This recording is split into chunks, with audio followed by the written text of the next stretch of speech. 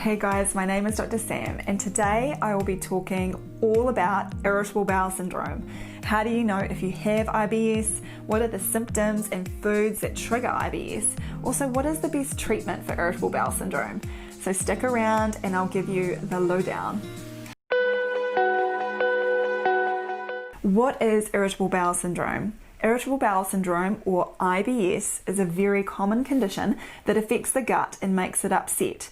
It can happen at any age, but most often first develops in young adulthood. It affects about 20% of people at some point in their lives, but usually is a chronic condition that continues long term. What are the symptoms of IBS? There are 3 typical symptoms people with IBS get, which are: number 1, bouts of pain and discomfort in the abdomen. Number 2, bloating and passing more wind than usual. Number 3, change in stool, so either bouts of diarrhea, bouts of constipation, or both. What did you say?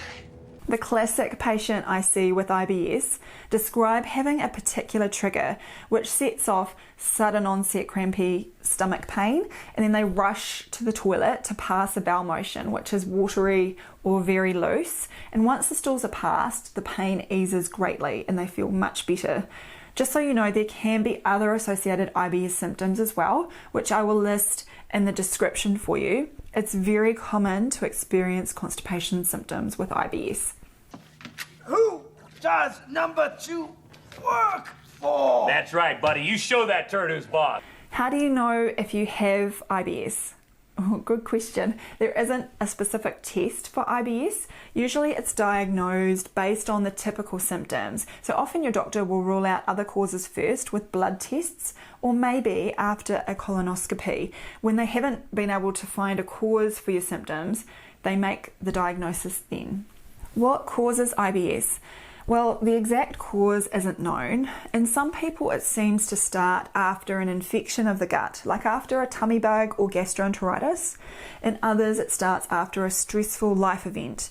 There are also theories that the colon is overly sensitive to hormones like serotonin or pain. What are the foods that trigger IBS? I'll list everything in the description for you because there are quite a few. Just keep in mind that you'll often know yourself which foods trigger your IBS symptoms. And if you aren't sure, make a note of the foods that you've eaten immediately prior to the bouts of pain.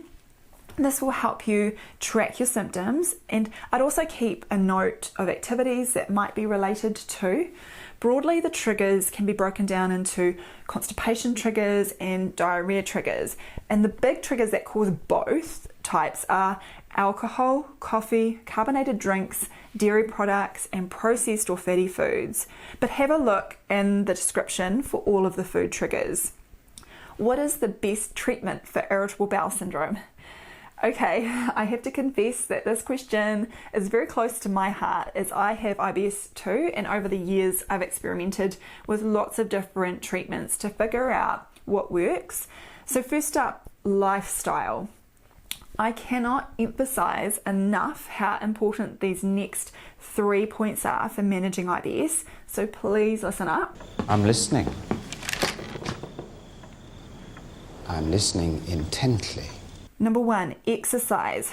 Maintaining a regular exercise schedule. Whatever you enjoy doing, whether it's walking, running, swimming, just get out there 3 times a week. Exercise will help improve IBS symptoms and it is great for your immune system and general health. The second one is managing stress levels. Now, this is my kryptonite, and sometimes I don't even realize that I'm stressed until I get IBS symptoms. And stress and strong emotions trigger IBS. Now, you have to be honest with yourself and acknowledge that there is something on your mind that is bothering you enough to cause symptoms. Personally, I know once I deal with the stressful underlying issue, the IBS symptoms resolve. And number 3, diet.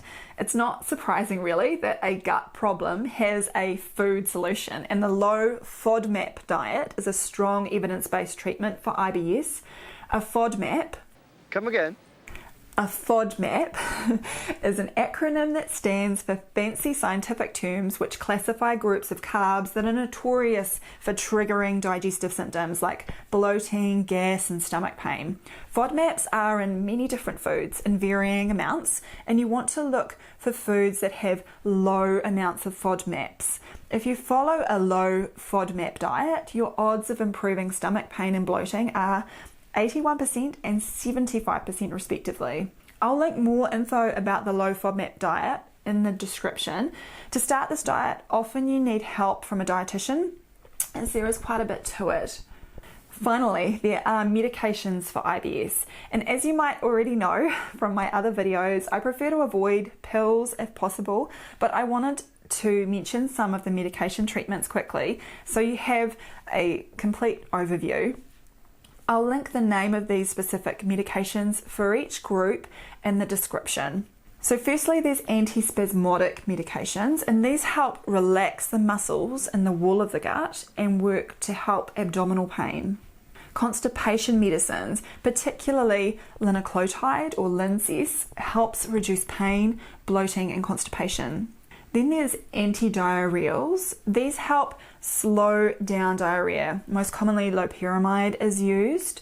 Fourthly, there's bloating. Peppermint oil helps with wind and bloating, along with abdominal spasms. Then there's antidepressants. There is good evidence that antidepressants are effective for the treatment of IBS. Often low-dose tricyclic antidepressants are prescribed to help with the pain of IBS. And finally, probiotics definitely have a role in helping symptoms of IBS. You can check out my other video on probiotics for more information. So one thing I'd also like to mention about the medication treatments is that they tend to be reactive, meaning they will treat symptoms after they've happened rather than prevent IBS symptoms. And this is why I believe that lifestyle measures are absolutely crucial.